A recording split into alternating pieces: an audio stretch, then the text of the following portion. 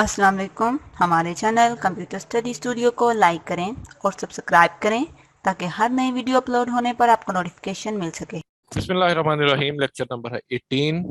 आज हम इसमें डिस्कस करेंगे switch statement. Switch statement: if you have a large decision tree and all the decision depend on the value of the same variable, switch statement is suitable instead of if else or if else if statement।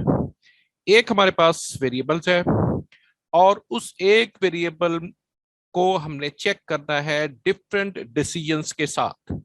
तो वहां पे अगर हम if else if को use करते हैं तो हमारा प्रोग्राम थोड़ा सा कॉम्प्लेक्स हो जाता है।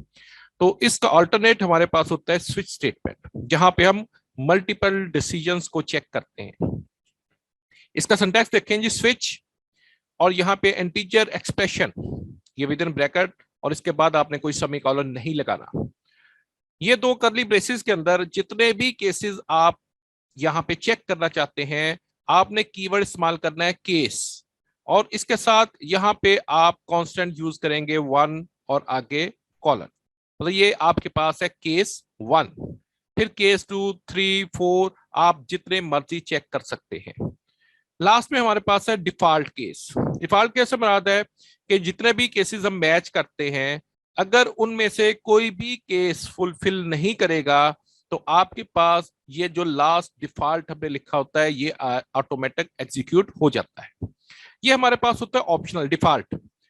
अगर आप उसको नहीं भी देंगे फिर भी आपके पास आपकी जो स्विच स्टेटमेंट है वो एग्जीक्यूट करेगी। इसको एग्जांपल में हम थोड़ा सा डिस्कस भी करेंगे। The integer expression following the keyword switch is an expression. अब आपके पास स्विच के बाद विद इन ब्रैकेट हमने जो एक्सप्रेशन लिखा कीवर्ड्स के साथ, वो कहता है कि आपके पास कोई इंटीजरल एक्सप्रेशन होगा। इंटीजरल एक्सप्रेशन समझ कि आपको कोई इंटीजर वैल्यू रिटर्न करेगा, ना कि फ्लोट या आपके पास कोई और values. It could be N integer constant like 1, 2 or 3 or an expression that evaluates to an integers। या हमारे पास कोई एक्सप्रेशन होगा जो उसको evaluate करेगा और evaluate करके हमें 1, 2, 3, 4 की वैल्यूज प्रोवाइड कर देगा। The keyword case is followed by an integers or a character constant। अब देखें केस के फौरन बाद हम क्या करते हैं, वो कहते हैं कि या तो आप यहाँ पे कोई इंटीजर यूज कर सकते हैं या आप यहाँ पे कोई करेक्टर कांस्टेंट को यूज कर सकते हैं। करेक्टर कांस्टेंट से मुराद एबीसी वगैरह। The constant in each case must be different from other. आपने एक केस इस्तेमाल किया और वहां पे आपने लिखा जी केस 1, फिर आप करते हैं जी केस 2। अब 1 और 2 हम यूज कर चुके हैं, ये किसी दूसरे केस के साथ हम इनको यूज नहीं कर सकेंगे। हर दफा वो कहता है केस में जो आप कांस्टेंट इस्तेमाल कर रहे हैं उसकी वैल्यू यूनिक होनी चाहिए। एग्जाम्पल में देखें, ये हमारे पास एक प्रोग्राम है वाइड मेन, और यहाँ पे हमने integer i is equal to 2 एक वेरिएबल हमने बनाया इंटीजर टाइप, और उस पे वैल्यू हमने 2 की स्टोर की है। ये वैल्यू देखें आपके पास इंटीजर वैल्यू है। अब हम करते हैं स्विच i, इंटीजर वैल्यू है, इस वैल्यू को हम स्विच के साथ चेक कर रहे हैं। सबसे पहले हमने कहा जी केस 1, कॉलन लगा हुआ है, ये इसका सिंटैक्स है, सी आउट केस 1, मतलब आप ये इसको डिस्प्ले करना चाहते हैं पहली लाइन। फिर आपने कहा जी केस 2, केस 2 डिस्प्ले कर दे, केस 3, केस 3 डिस्प्ले कर दे, डिफॉल्ट सी आउट डिफॉल्ट। ये सिर्फ सी आउट की वैल्यू क्या करती है, इनको डिस्प्ले करेगी। अब ये वैल्यू 1, 2, 3 इसको चेक किया जाएगा, इनमें से कौन सी वैल्यू आई के साथ मैच कर रही है। अब देखें इस वक्त आई की वैल्यू कितनी है, 2। ये 2 वैल्यू यहां पे आई, स्विच स्टेटमेंट से पहले केस को उसने कंपेयर किया वैल्यूज के साथ। यहां पे केस 1 है, वो मैच नहीं की वैल्यू, वो इसने इसको स्किप कर दिया, नेक्स्ट केस पे चला गया। अब ये वैल्यू 2 जो है ये इसके साथ फुलफिल हो गई। 2 is equal to 2 see out case 2, ये आपके पास जो वैल्यू है ये डिस्प्ले हो जाता है मैसेज आपके पास। अब जैसे ही ये वैल्यू मैच की, ये इसका जो सी आउट है आप कह लेंगे एक टेक्स्ट मैसेज है, ये स्क्रीन पर डिस्प्ले में आया। इस केस के बाद जितने भी केस होंगे वो तमाम के तमाम ऑटोमेटिक एग्जीक्यूट हो जाते हैं। केस 3 भी होगा, डिफॉल्ट भी होगा, अगर इसके अलावा भी कुछ केस होंगे इससे नीचे, वो सारे के सारे जिस तरह से आपने लिखे होंगे एज इट इज वो उसको एग्जीक्यूट कर देगा। ये क्यों एग्जीक्यूट करता है? क्योंकि स्विच के साथ हम एक स्टेटमेंट इस्तेमाल करते होते हैं ब्रेक, वो अभी यहां पे हमने ब्रेक स्टेटमेंट इस्तेमाल नहीं की, जिसका डिसएडवांटेज हमें ये हुआ कि जहां भी एक केस की वैल्यू मैच करेगी उससे नेक्स्ट जितने भी केसेस होंगे वो तमाम केसेस भी एग्जीक्यूट होंगे। कुछ सिचुएशन ऐसी होती है जहां पर हमें इसकी जरूरत होती है। लेकिन यही हमारे पास प्रोग्राम था, यहां पे वैल्यू आपके पास मैच की, देखें केस 2 की। अब आपके पास आउटपुट प्रोग्राम की क्या आई? केस 2, फिर अगला केस 3, केस 3 भी आ गया, और उसके बाद डिफॉल्ट, ये डिफॉल्ट भी आपके पास यहां पर आउटपुट पे डिस्प्ले में आ रहा है। तो जहां भी वैल्यू आपके पास एक केस की मैच करेगी उसे ऑनवर्ड जितने भी केसेस होंगे वो तमाम भी एग्जीक्यूट हो जाते हैं। ब्रेक स्टेटमेंट, अब इस प्रॉब्लम को सॉल्व करने के लिए हम ब्रेक स्टेटमेंट को यूज करते हैं। If we want that only particular case should be executed then break statement should be used to get out of the control structures. अब हम क्या करेंगे, हमारा बेसिक जो थीम है वो ये है कि एक केस मैच करें, जितने भी केसेस लगाएं, और जैसे ही वो केस की वैल्यूज मैच हो बाकी तमाम जो केसेस हैं वो स्किप हो जाएं और हम बॉडी ऑफ द स्विच से बाहर आ जाए। तो उसके लिए फिर हम यहां पर ब्रेक स्टेटमेंट को यूज करेंगे। देखिए वही प्रोग्राम है, integer I equal to 2 switch I case 1, ये जो स्टेटमेंट लिखी है नेक्स्ट केस शुरू होने से पहले हमने यहां पे एक ब्रेक स्टेटमेंट लगा दी। फायदा क्या हुआ इसका? देखिए केस 1 में भी ब्रेक है, 2 में भी, 3 में भी, और डिफॉल्ट में हमें जरूरत नहीं होती क्योंकि इसके नीचे कोई केस नहीं होता। अब यहां पे देखिए आपने ब्रेक स्टेटमेंट को यूज किया है, तो वैल्यू हमारे पास आई की है 2, पहला केस मैच नहीं हुआ, अब वो केस 2 पे आया, 2 is equal to 2, value match कर गई, उसने कहा सी आउट केस 2, ये मैसेज आपके पास स्क्रीन पर डिस्प्ले में आ गया। फौरन बाद कंट्रोल ट्रांसफर हो गया ब्रेक स्टेटमेंट पर। जैसे ही ब्रेक स्टेटमेंट पे आया, इस ब्रेक स्टेटमेंट ने आपके कंट्रोल को body of the switch statement, ये जो करली ब्रेसेस आपको नजर आ रही है, इससे बाहर जो वेरी नेक्स्ट स्टेटमेंट होगी वहां तक पहुंचा देगा।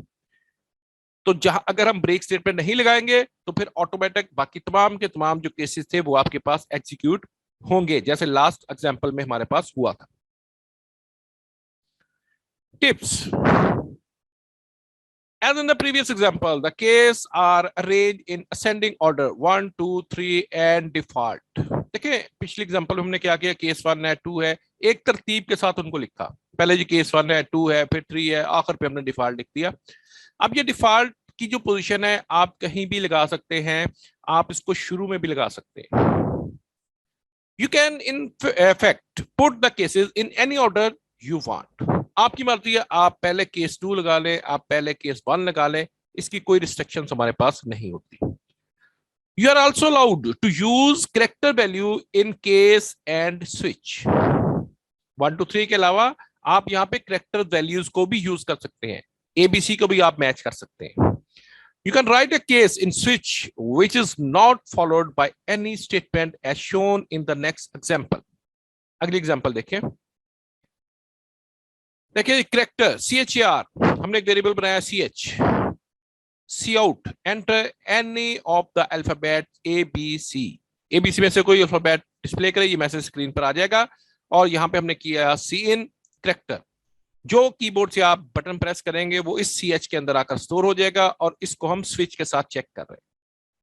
अब ये जो वैल्यू CH की है, हमने पहला केस लगाया जी केस स्मॉल a, साथ ही हमने कहा जी केस कैपिटल A, दोनों को चेक करें, हो सकता है ये वैल्यू कैपिटल A हो या स्मॉल a हो, दोनों सूरतों में आपके पास ये C out you enter A display में आ जाएगा। और इसके फौरन बाद देखें ब्रेक स्टेटमेंट, कि अगर A मैच कर गया अगले किसी भी केस को वो एग्जीक्यूट ना करे। अब देखें केस B है, स्मॉल b और capital B, small c capital C, one by one इनको हम चेक करें। यहां पे हमने डिफॉल्ट नहीं लगाया हुआ, सिर्फ 3 वैल्यूज है A, B और C। हो सकता है कि अगर मैं यहां पे D प्रेस करूं तो फिर क्या होगा, तो अगर आपने कोई डिफॉल्ट यहाँ पे लगाया होता तो आप वहां पे कोई एरर मैसेज डिस्प्ले कर सकते थे। अभी यहाँ पे फिलहाल आपके पास कोई चीज डिस्प्ले में नहीं आएगी। Even if there are the multiple statement to be executed in the each case, there is no need to include these within a pair of braces. Normal जिस तरह से हम प्रोग्राम्स के अंदर लिखते हैं कि अगर हमने इफ की स्टेटमेंट थी उसके अंदर मोर देन वन स्टेटमेंट है उसको एग्जीक्यूट करना है तो हम कंपाउंड स्टेटमेंट बनाते हैं। वो कहता है कि यहाँ पे स्विच के अंदर आपको इस चीज की जरूरत नहीं है कि आप उसको ब्रेसेस के अंदर इंक्लूड करें, क्योंकि स्विच स्टेटमेंट के अंदर ये आपके पास वन बाय वन स्टेटमेंट ने एग्जीक्यूट होना है हर केस की। If we have no default case, then the program simply falls through the entire switch and continue with the next instruction that follows the control structure. अगर हम कोई भी default case नहीं लगाते, जिस तरह से लास्ट एग्जांपल में हमने किया, हमने जस्ट ABC को चेक किया, तो अगर ABC के अलावा हम कोई कैरेक्टर कीबोर्ड से प्रेस कर देते हैं, वो कहता क्या होगा कि आपका जो कंट्रोल है वो स्विच स्टेटमेंट से बाहर चला जाएगा और स्विच स्टेटमेंट जहां पे इसकी ब्रेसेस क्लोज होती है उसके फौरन बाद की जो स्टेटमेंट है उसको एग्जीक्यूट कर देता है। The disadvantage of the switch is that one can not have a case in a switch which look like case I less than is equal to 20। इस तरह की कोई हम यहाँ पे चीज नहीं कर सकते कंपैरिजन वगैरह, क्योंकि इसके अंदर हम क्या चीज चेक करेंगे, एक कांस्टेंट वैल्यूज को। All that we can have after the case is an int, integer constants or a character constant. यहां पे जस्ट दो ही वैल्यूज हैं, या वो इंटीजर कांस्टेंट हो या कैरेक्टर कांस्टेंट हो। जैसे लास्ट एग्जांपल में हमने किया केस 1 2 3 या केस स्मॉल a और कैपिटल A वगैरह, तो ये हमारे पास इंटीजर और कैरेक्टर कांस्टेंट थे। वो कहता है कि even a float is not allowed, यहां पे आप किसी फ्लोट को भी चेक नहीं कर सकते। The break statement when used in the switch takes the control outside the switch. पहली एग्जांपल के अंदर हमने ब्रेक स्टेटमेंट यूज नहीं की थी। क्या हुआ था, तमाम हमारी जो केसेस थे केस 2 के बाद वो सारे के सारे एग्जीक्यूट हुए। वेरी नेक्स्ट स्टेटमेंट पे हमने ब्रेक स्टेटमेंट को यूज किया, तो जहां पे हमारा केस मैच कर गया उसके बाद के केसेस एग्जीक्यूट नहीं हुए और कंट्रोल आपका जो था वो स्विच स्टेटमेंट से बाहर चला गया क्योंकि हमने ब्रेक स्टेटमेंट को यूज किया था। इन प्रिंसिपल अ स्विच में occur with in an other but in practice it is rarely done. एक स्विच के अंदर आप एक और स्विच को भी यूज कर सकते हैं, जैसे नेस्टेड इफ को हमने यूज किया था। The switch statement is very useful while writing menu driven program. जिस वक्त हम ये मेन्यूज बनाते हैं, पुल डाउन मेन्यू वगैरह, इस तरह से वर्ड के अंदर फाइल को आप क्लिक करते हैं तो उसका पूरा एक मेन्यू खुल जाता है। वो कहता है कि वहां पे आपके पास ये स्विच स्टेटमेंट बहुत ज्यादा इफेक्टिव है। Thanks for watching the lecture. इंशाल्लाह मिलते हैं नेक्स्ट लेक्चर में। उस वक्त तक के लिए अल्लाह हाफिज। हमारे चैनल कंप्यूटर स्टडी स्टूडियोज को लाइक करें, सब्सक्राइब करें और बेल आइकन पे क्लिक कर दें ताकि हर नई अपलोड होने वाली वीडियोस का नोटिफिकेशन आपको मिलता रहे।